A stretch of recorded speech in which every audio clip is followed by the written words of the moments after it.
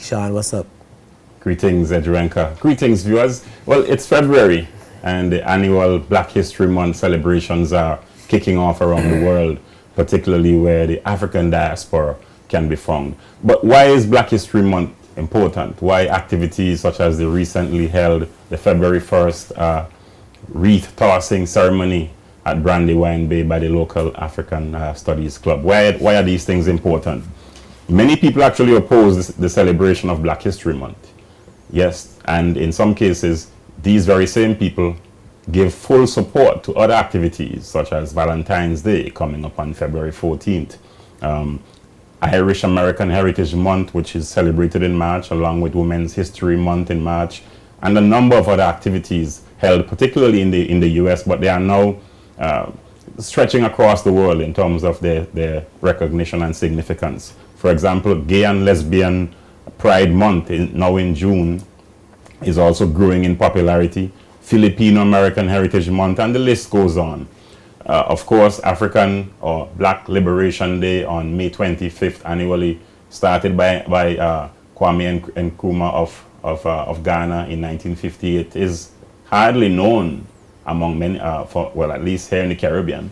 And there are other activities, even the emancipation celebrations held throughout the Caribbean is sort of losing its significance in the minds of some people, because for many, slavery has gone and we don't need to pay attention to these things. But Edrenka, I'd like you to join me in listening to the late Senegalese anthropologist and physicist, Dr. Cheikh Anta Diop, and right after him we have Dr. Melvin Turnbull. Let's hear how they rationalize why it's important to observe Black History Month.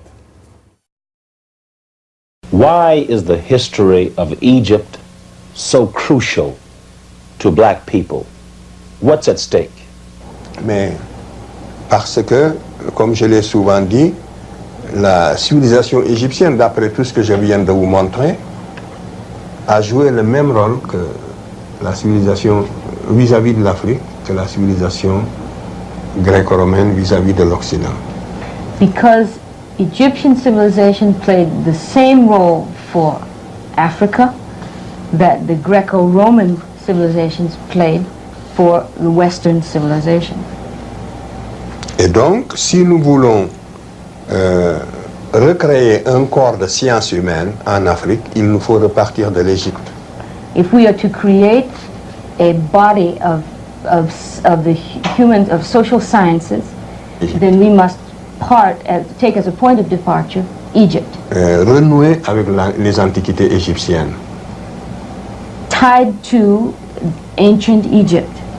C'est la seule façon, comme je le dis souvent, de réconcilier les civilisations africaines avec l'histoire. It's the only way to reconcile African civilization with history. Elder Trott and most of us here, we have studied our history and we understand where we came from. We were princes and princesses and all that. Some people would want us to think that we were something else. But no, we were all that. Here you can hear tones of empowerment, understanding oneself and really appreciating your past, and also knowing that the history of Africans did not start with the African slave trade. Well, it's important to know that particular fact you just mentioned there, that African history did not start with the African slave trade, because many of us in the Western Hemisphere, we seem to think that.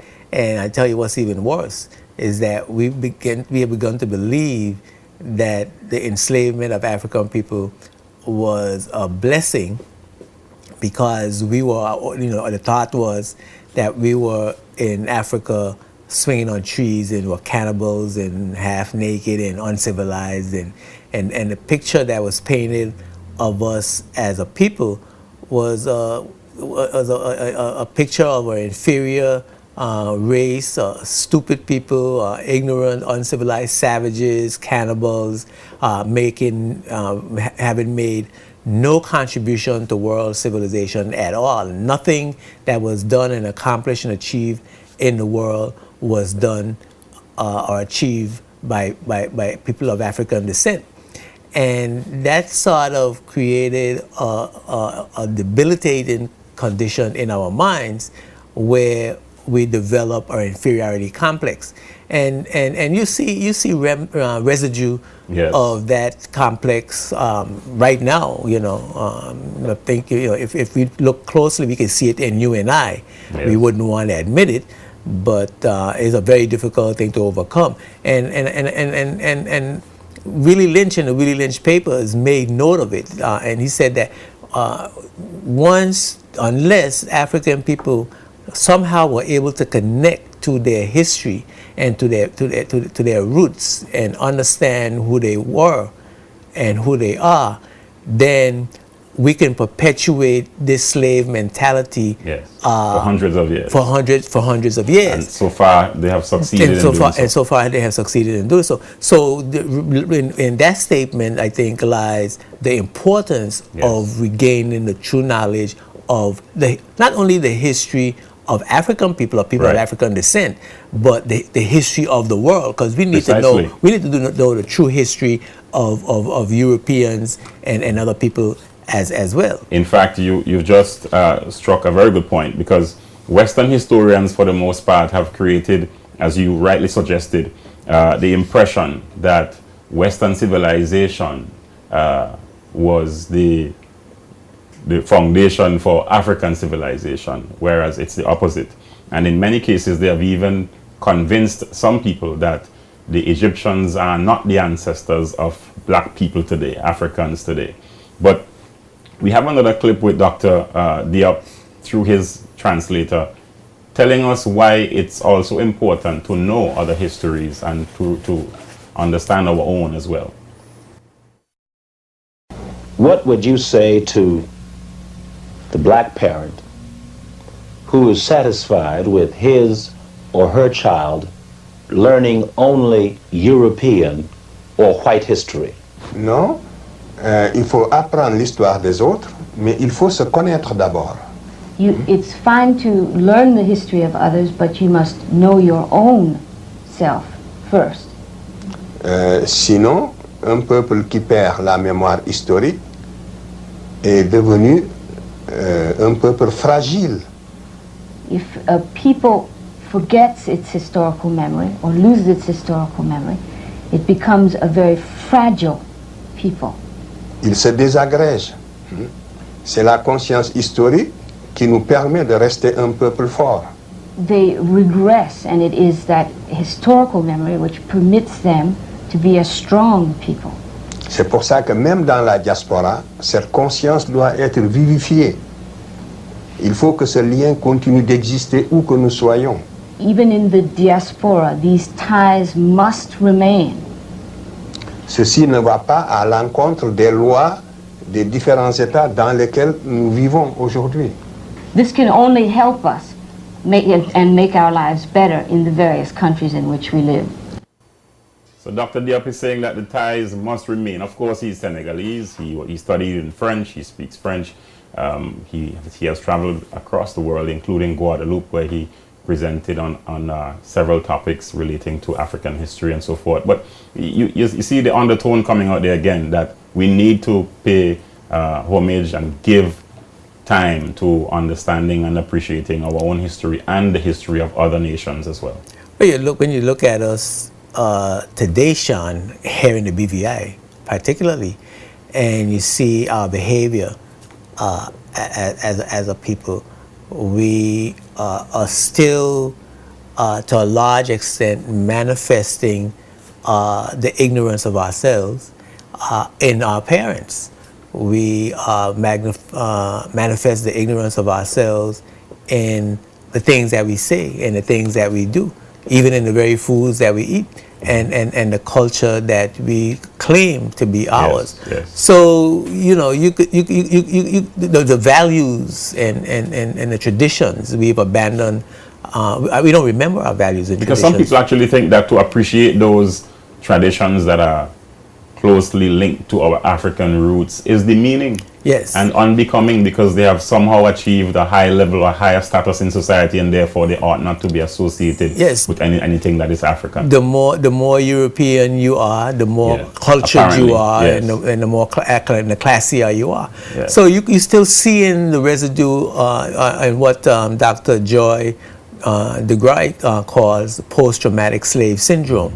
And we need to Yes. take a look at that book, and we need to really Yes. pay attention to that psychological traumatic aspect of the transatlantic slave trade in the plantation era, so that we could get a sense of where our position is in the world today. We have been physically freed.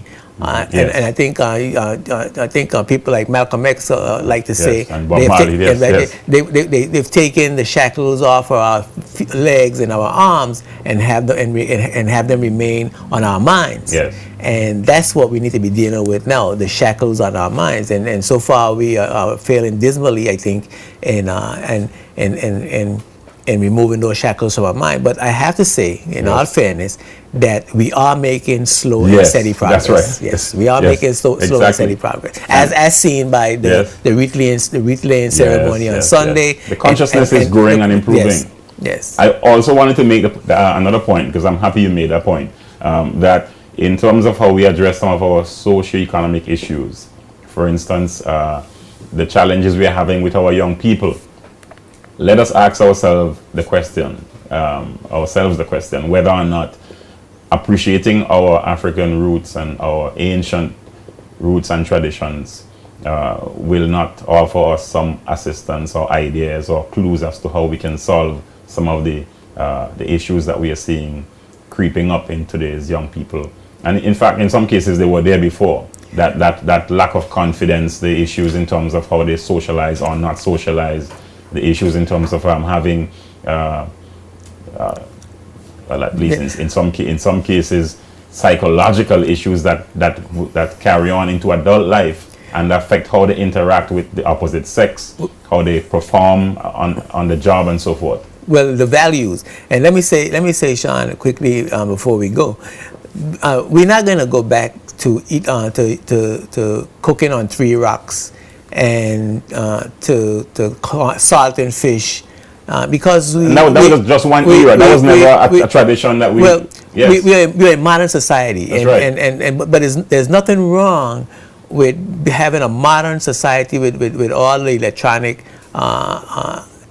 effects of the modern society, and retaining our traditional values. Yes. I don't think modernity and our traditional values are mutually exclusive.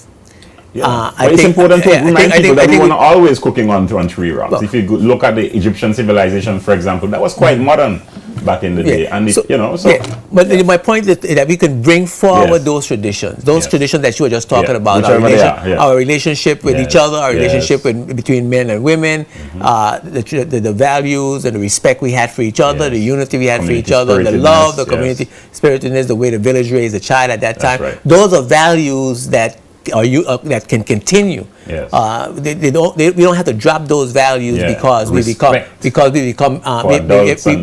we have possessed a high level of material. Yes. But that's it's an interesting discussion, and I think that I'm pleased that we are making the progress we have been making. We are discussing it. We are getting some of the facts out. We are manifesting some of the history and the values in ourselves. We have to be economical in this segment, so we can't get into it. So we're gonna have to deal with in a broader, wider topic. I think this Black History Month will be a good time for us to really drill down into it and explore all the avenues and the aspects of our Africanness. So much things to say.